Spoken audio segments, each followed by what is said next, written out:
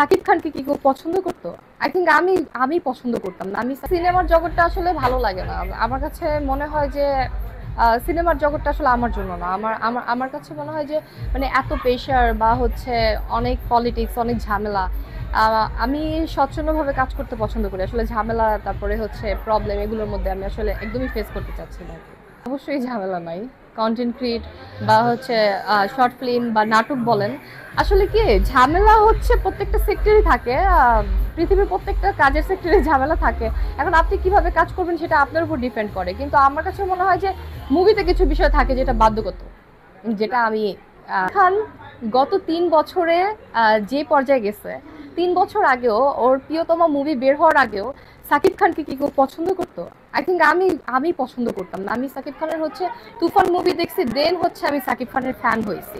তারপরও সাকিব খানের কিছু মুভি যেগুলো দেখে আমার মনে হয়েছে যে আমার টাকাও ওয়েস্ট হয়েছে। যেমন ধরেন এই যে দরদ, যে সিনেমাটা আমি হলে গিয়ে দেখছি, আমার কাছে মানে ভালো লাগে নাই। আমার কাছে সাকিব খানের তুফান মুভিটাই ভালো লাগছে। বরবাদ বলেন, হ্যাঁ বরবাদের অনেক কিছু ছিল ভালো লাগার মতো ছিল, কিন্তু সাকিব খানকে আসলে ইন্ডাস্ট্রি কি করছে 20 বছর 25 বছরও মানে গড়ে তুলতে পারে নাই।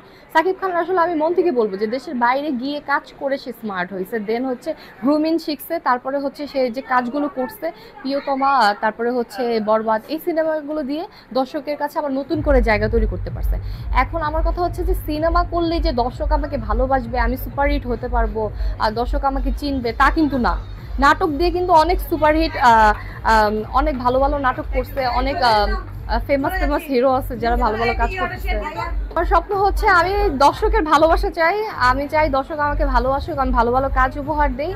দেন যদি কখনো মনে হয় যে আমি সিনেমার জন্য পারফেক্ট, দেন তখন আমি সিনেমা করব। আমার এখন মনে হয় না যে আমি সিনেমার জন্য পারফেক্ট, এই জন্য আমি এখন সিনেমা করতে চাচ্ছিও না। সিচুয়েশন বলতে আমি বুঝি না আপনি কোন সিচুয়েশন। আমি আপনাকে একটা কথা বলি, পৃথিবীতে আপনি যে কোনো কাজ করতেই যান না কেন, আপনি যদি নর্মালি একটা অফিসেও জব করেন, আপনি একজন মেয়ের ক্ষেত্রে ছেলে মানুষ তো মেয়েদেরকে বাজে প্রস্তাব দিবে, এটাই স্বাভাবিক। এটা খারাপ কিছু না। আপনি যদি খারাপভাবে নেন তাহলে খারাপ। আপনার আপনার প্রত্যেকটা বিষয় হচ্ছে কি আপনার নিজের হ্যান্ডেল করতে হবে। যেমন ধরেন আপনাকে প্রত্যেকটা সেক্টরে আপনি একটা প্রমোশন দিতে গেলেও কিন্তু আপনাকে বস বলবে যে তুমি আমার সাথে লং ড্রাইভে যাবা, তাহলে কিন্তু তোমাকে আমি প্রমোশন দিব। তখন আপনার আপনার কি উচিত, অনেকে হচ্ছে অ্যাকসেপ্ট করে, অনেকে অ্যাকসেপ্ট করে না।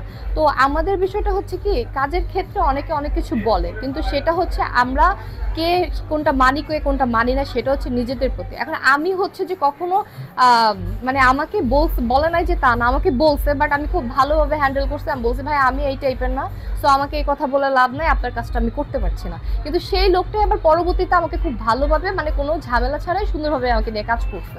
কারণ এই বিষয়টা সম্পূর্ণ আপনার উপরে যে আপনি কিভাবে কাজ করবেন।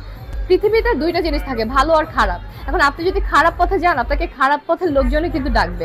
আপনি ভালো পথে যান, আপনাকে খারাপ ভালো দুই পথ থেকেই মানুষ ডাকবে, এটাই স্বাভাবিক। তো সবকিছু হচ্ছে আপনাদের উপরে মানে ডিপেন্ড করে। তো আমি যেভাবে কাজ করছি আমার উপরে আমার ভালো খারাপ সবকিছু ডিপেন্ড করছে।